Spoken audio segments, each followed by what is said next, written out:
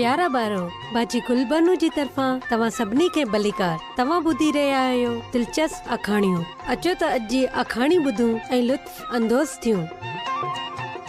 यूसुफ सां हसद कयो वियो। पैदाइश 7टी बाब। हसद जा नतीजा ख़राब हूंदा आहिनि। छा तव्हां जा भाउ भेण आहिनि? छा तव्हां हुन सां गॾु रहो था या अक्सर विड़ो था ऐं हिक ॿिए खे घटि वधि ॻाल्हायो था? ही सच आहे, असां हिक ॿिए सां गॾु रही सघूं था। याकूब जे खानदान में अञा ताईं उन्हनि ही ना सिखियो हो। उन्हनि जी कहाणी बाइबल में मौजूद आहे। सोचो त हिक खानदान में 12 भाइर हुआ। उन्हनि में घणो कुझु थी रहियो हो। बस मूं घणो बर्दाश्त करे वरतो। यूसुफ सां हमेशा असांखे वधीक सुठो सलूक कयो वेंदो आहे। उहो नंढड़ो जो आहे, उहो हर शइ वठी वेंदो आहे। असां ॾींहुं राति महिनत कंदा आहियूं ऐं बाबा उनखे सभु कुझु ॾींदो आहे जेको बि हू घुरे। हू ख़राब छोकिरो, तूं उहो नओं कुर्तो ॾिठो आहे जेको उनखे ॾिनो वियो आहे?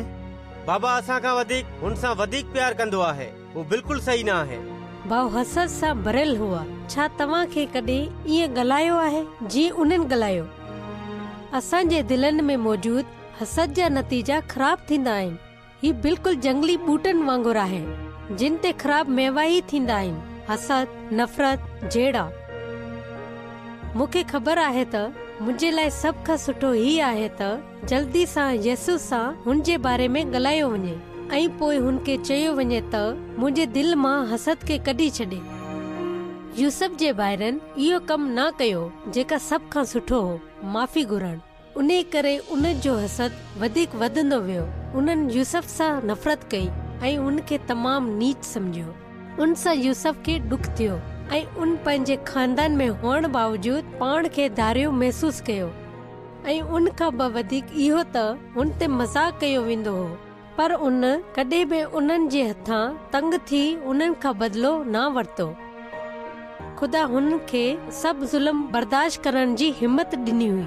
ख़ुदा यूसुफ सां ख्वाब जे ज़रिए ॻाल्हि कई।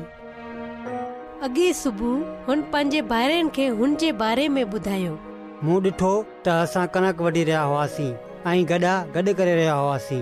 ओचितो मुंहिंजो गॾो विच में उथी बीठो ऐं तव्हांजा गॾा मुंहिंजे गॾे खे सजदो कयो। हुन ख्वाब जो छा मतिलबु आहे? छा तूं असांजो बादशाह थियणु चाहीं थो? हिन खां पोइ मूं ख्वाब में ॾिठो त सिज, चंड ऐं 11 तारनि मूंखे सजदो कयो। माटकर ख्वाब ॾिसण वारा, तूं पाण खे तमामु घणो कुझु समझी थो। यूसुफ लाइ ही सुठो हो त हू उन खे ई न ॿुधाए हा त ख़ुदा हुन खे ख्वाब में छा ॿुधायो आहे। उन सभ खां पोइ हुन जे ॿारनि हुन खां वधीक नफ़रत शुरू कई। उन्हनि त ही बि सोचे वरितो त हुन खे हाणे ज़िंदा न रहणु घुर्जे। छा तव्हां ॾिसी सघो था त हसद जा नतीजा कहिड़ा थींदा आहिनि? ॿियो त ख़ैर यूसुफ जो पीउ बि हुन खे विड़ियो, पर पोइ बि हू उन्हनि ख्वाबनि खे न विसारे सघियो। हिन सभ जो मतिलबु छा हो? तव्हां ईंदड़ ड्रामे में हिन बाबति वधीक ॿुधंदा। ठीकु आहे ॿारो, हाणे बाजी गुलबानो खे इजाज़त ॾियो। ख़ुदा हाफ़िज़।